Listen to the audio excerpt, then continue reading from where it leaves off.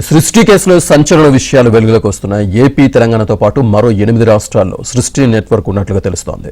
ఈ విషయంలో అనేక మంది పాత్ర ఉండడంతో నిజానిజాలను నిగ్గు తేల్చేందుకు కేసును సిసిఎస్ ఆధ్వర్యంలోని సిట్కు బదిలీ చేశారు. కేసు వివరాల్ని north zone DCP Rashmi Perumal వివరించారు. So total 25 persons we have arrested in this matter. So దీంట్లో కొందరు డాక్టర్స్ ఉన్నారు. Main initial accused is doctor Namrata. దాని తర్వాత డాక్టర్ సదానందం అని ఇక్కడ who was working as anesthesiologist at Gandhi Hospital and he was giving his services at this clinic as well అని తెలిసింది. Other procedures, the kind of illegal procedures and all without certification లేకుండా procedures which they were holding at this clinic, దానికి anesthesia services this particular doctor was giving అని investigation లో తేలింది. Then విశాఖపట్నంలో నుంచి we have arrested doctor Vijayalatha. she's a pediatrician and ఆ క్లినిక్లో విశాఖపట్నంలో ఉన్న క్లినిక్లో డెలివర్ అయిన బేబీస్కి services she was giving. And other than that, Dr. Ravi and Dr. Usha, these two of them are also part of the clinic at Visakhapatnam.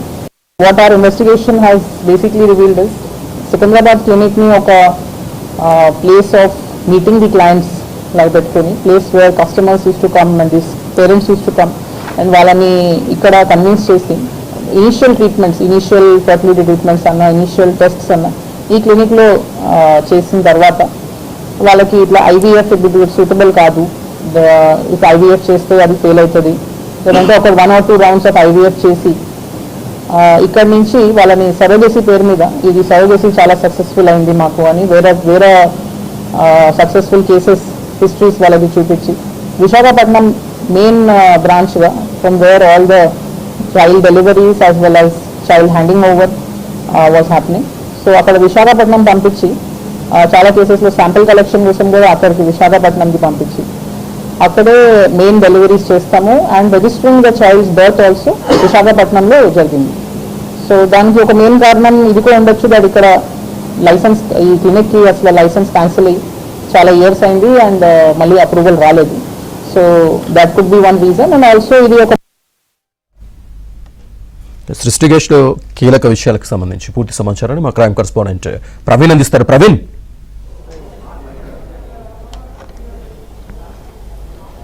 సృష్టి కేసులో ఇప్పటికే 2 తెలుగు రాష్ట్రాల్లో కూడా ఒక సంచలనం సృష్టించినటువంటి కేసుగా మనం చూడాల్సి ఉంటుంది. ఈ కేసును నార్త్ జోన్ పోలీసులు ఇన్వెస్టిగేషన్ కొనసాగిస్తున్నారు. కేసును ఇప్పుడు సిసిఎస్ సిట్కు బదిలీ చేయడం జరిగింది. ఇప్పుడు సిసిఎస్లో ఉన్నటువంటి అదనపు ఎస్పీ స్థాయి అధికారి ఈ సిట్ ఏర్పాటు చేసి ఈ సిట్లో ఈ ఇన్వెస్టిగేషన్ అంతా కొనసాగేటువంటి అవకాశం అయితే కనపడుతుంది. ఇప్పటి వరకు దాదాపు 25 మంది నిందితుల్ని ఈ కేసులో అరెస్ట్ చేయడం జరిగింది. ముఖ్యంగా ఏపీ, తెలంగాణకు సంబంధించినటువంటి డాక్టర్ల ప్రమేయం ఉందనేది ప్రస్తుతం పోలీసుల విచారణలో కూడా వెల్లడైనటువంటి పరిస్థితి కనపడుతుంది.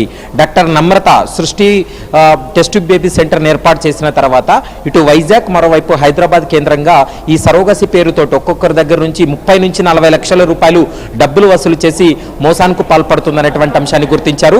ఈ 25 మంది నిందితులు కూడా 4 డాక్టర్లు ఉన్నారు, మరికొంతమంది ఏజెంట్స్ ఉన్నారు. ఇక అక్రమంగా సరోగసి ద్వారా పిల్లలను కంటున్నటువంటి వారిని కూడా ఈ కేసులో ఇన్వాల్వ్ చేయడం జరిగింది. ఇంకా 3 మాత్రం పరారీలో ఉన్నట్లు పోలీసులు అయితే గుర్తించడం జరిగింది. వారి కోసం గాలింపు చర్యలు కొనసాగుతున్నాయి. ఇక వైజాగ్లో ఉన్నటువంటి 3 డాక్టర్లు వారి పాత్ర కూడా చాలా కీలకంగా ఉంది. వారికి కూడా కొంత అమౌంట్ను వీళ్ళు ఇస్తున్నట్లు కూడా గుర్తించడం జరిగింది. ఇతర రాష్ట్రాలకు సంబంధించినటువంటి కొంతమందిని గర్భిణీలను తీసుకురావడం, మరోవైపు సరోగసి ద్వారా మీకు ఎవరో వేరే బాబుని తీసుకొచ్చి సరోగసి ద్వారా ఈ బాబు పుట్టాడని, బేబీ పుట్టిందని చెప్పి నమ్మించి ఒక్కొక్కరి దగ్గర నుంచి 30 నుంచి 40 లక్షల రూపాయలు డబ్బులు వసూలు చేశారు. ఇక బేబీని అందించినటువంటి తల్లిదండ్రులకు మాత్రం కేవలం 90,000 నుంచి లక్షల రూపాయలు మాత్రమే అందజేసినట్లు తాజా విచారణలో కూడా వెల్లడైంది.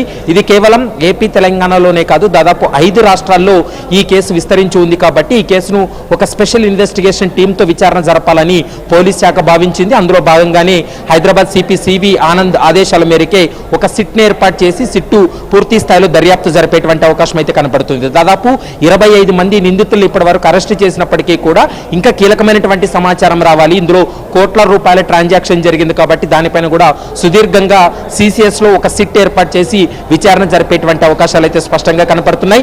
ఏపీలో ఉన్నటువంటి వైసీపీకి సంబంధించినటువంటి ఒక కీలక నేత సోదరుడు కూడా రవికుమార్ అనేటువంటి డాక్టర్ ఇన్వాల్వ్మెంట్ ఉంది.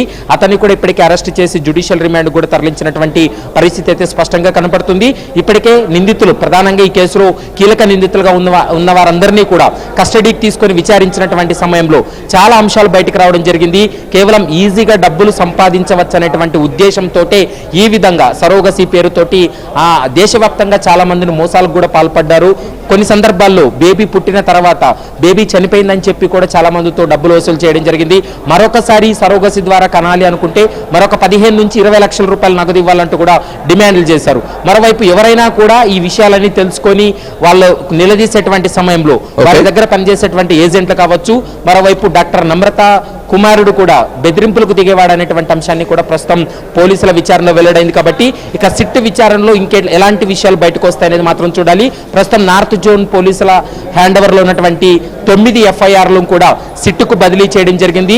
ఈ 9 ఎఫ్ఐఆర్లతో పాటు గతంలో దాదాపు 15 కేసులు నమ్రత పైన ఉన్నాయి. ఈ 15 కేసుల్లో చాలా కేసులు కొన్ని కాంప్రమైజ్ అయ్యాయి, మరి కొన్ని కేసులు కోర్టులో ట్రయల్స్ కొనసాగుతున్నటువంటి పరిస్థితి కనపడుతుంది. కాబట్టి ఏపీ తెలంగాణతో పాటు ఇతర రాష్ట్రాల్లో ఎవరెవరైతే బాధితులు ఉన్నారో వారందరి యొక్క స్టేట్మెంట్లు తీసుకునేటువంటి అవకాశం ఉంటుంది.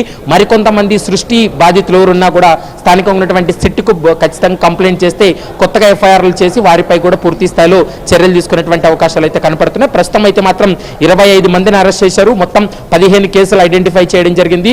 తాజాగా కేవలం గోపాలపురంలో నమోదైనటువంటి ఎఫ్ఐఆర్ తర్వాత ఫ్రెష్ గా మరొక 9 ఎఫ్ఐఆర్లు కూడా నమోదు చేసినటువంటి పరిస్థితి కనపడుతుంది. కాబట్టి ఇప్పుడు ఈ కేసును సిట్ ఇన్వెస్టిగేషన్ చేసిన తర్వాత మరికొన్ని సంచలనమైనటువంటి విషయాలు కూడా బయటపడేటువంటి అవకాశం అయితే కనపడుతుంది. Right Praveen, thank you.